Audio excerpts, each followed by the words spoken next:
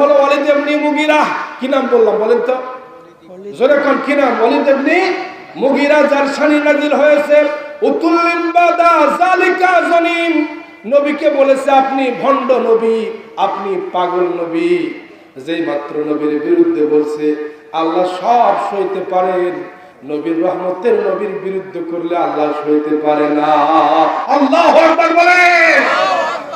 আল্লাহ সব সইতে পারেন, কিন্তু রাহমাতাল লিল আলামিন আখিরি জামানার নবীর বিরুদ্ধে তিনি বললেন নবী হলো পাগল।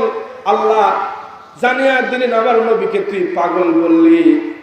তোমার নবী আমাদের নবী, তিনি পাগল নন। আনতা মাজনুন, তিনি পাগল নন, বরং তার মতো সেরা নবী। ইন্নাকা লাআলা খুলুকিন নাযীম। আল্লাহু আকবার বলেন। ওয়া সব কোরআন থেকে হবে। আপনারা না বুঝলে আমার সমস্যা নাই, আমি চেষ্টা করব বোঝানোর জন্য।